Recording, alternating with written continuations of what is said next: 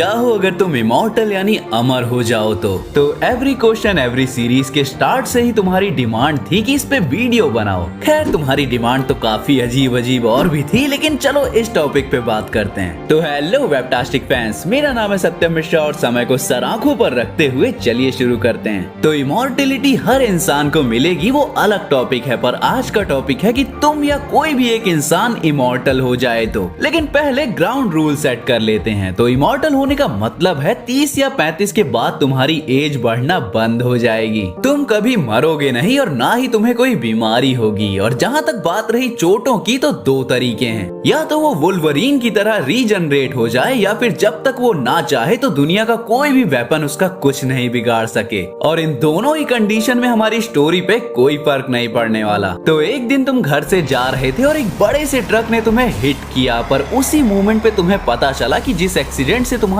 जान जानी चाहिए थी उससे तुम्हारा कुछ नहीं बिगड़ा।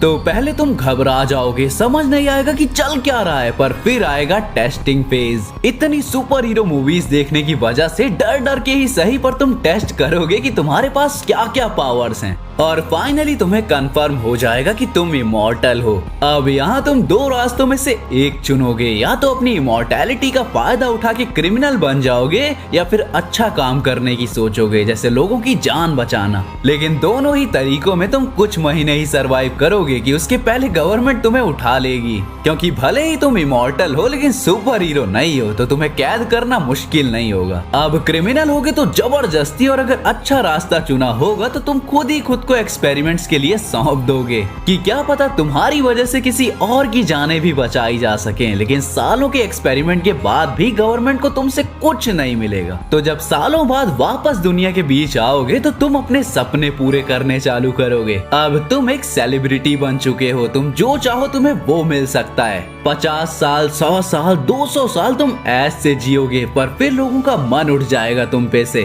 और तुम्हारा भी मन उठ जाएगा रोज सेम एक जैसी जिंदगी जीने से। तो अगले 2 से 3,000 साल तुम बिताओगे दुनिया का हर स्किल सीखने से, म्यूजिक से लेके प्लेन चलाने तक। घंटों की प्रैक्टिस के साथ दुनिया की कोई ऐसी चीज नहीं होगी जो तुम्हें आती नहीं होगी। तुम्हारी नॉलेज सबसे ज्यादा होगी, पास्ट और प्रेजेंट तुम्हें सब पता होगा। इतने सालों में तुम्हारा ब्रेन इतना डेवलप हो चुका होगा कि पूरी दुनिया मिलके तुम्हें वर्ल्ड लीडर बना देगी, क्योंकि तुम्हारे जितना क्वालिफाई कोई होगा ही नहीं। और अगले कई हजार साल तुम स्पेंड करोगे दुनिया को एक अच्छी जगह बनाने में। तुम्हें कई कड़े फैसले भी लेने होंगे, लेकिन तुम जानते हो कि तुम्हें ये सब करना होगा, क्योंकि इसके अलावा तुम्हारे पास कोई है ही नहीं। इतने सालों के बीच तुमने कई रिश्ते भी बनाए होंगे, कई पार्टनर रखे होंगे, तुम्हारे बच्चे भी हुए होंगे, पर तुमने उन सबको बूढ़ा होके मरते इतनी बार देख लिया कि तुम्हारी रिलेशनशिप और सेक्सुअल पार्टनर से मन उठ जाएगा। अब तुम्हारी वजह से ह्यूमैनिटी स्पेस एक्सप्लोरेशन में है, क्राइम रेट्स बहुत कम हो चुके हैं, तुमने वेदों और मॉडर्न साइंस के ज्ञान से लोगों की हेल्थ भी अच्छी कर दी है। अब कोई ऐसी प्रॉब्लम नहीं बची अर्थ पे जो ह्यूमैनिटी को डैमेज कर सके।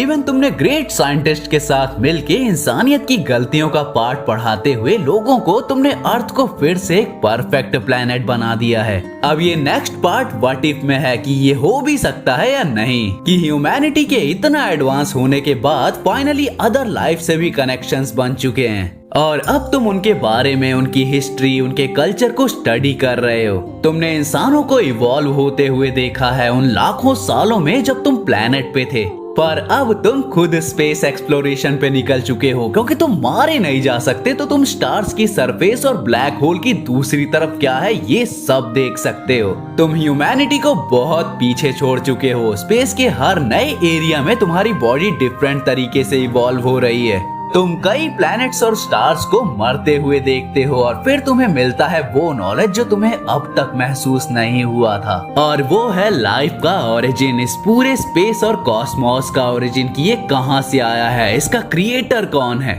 और क्या इसका कोई क्रिएटर है भी या नहीं, और अगर है तो वो क्रिएटर कहां से आया, या इस अनंत आकाश के पार क्या है। अगर ये सब कॉस्मोस, क्रिएटर, लाइफ कुछ एग्जिस्ट नहीं करती तो क्या करता।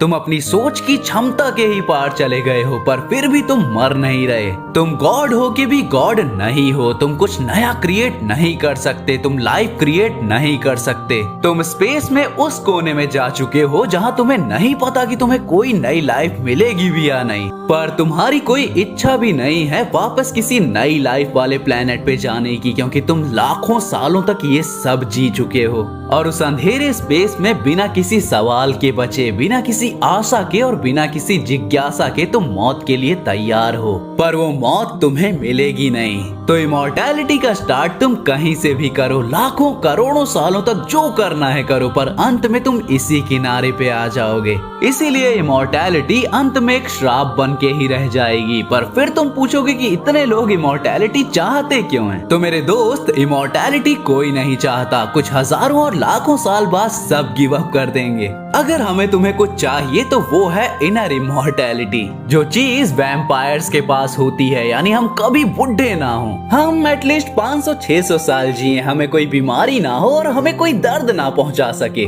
और हम लाइफ को पूरी तरह एक्सपीरियंस कर लें। और इस वाली साइड को मैं भी एक्सेप्ट करता हूँ। पर ये था वीडियो प्योर इमॉर्टैलिटी पे। हमेशा की तरह अपने व्हाट इफ सिनेरियोस कमेंट कर देना। अगर मुझे लगा कि पूरा वीडियो बनाने लायक होगा तो मैं जरूर बनाऊंगा। तो ये वीडियो तुम्हें कैसा लगा वो भी कमेंट जरूर करना। तो मैं मिलता हूँ किसी और वीडियो के साथ, तब तक के लिए बी फैंटास्टिक।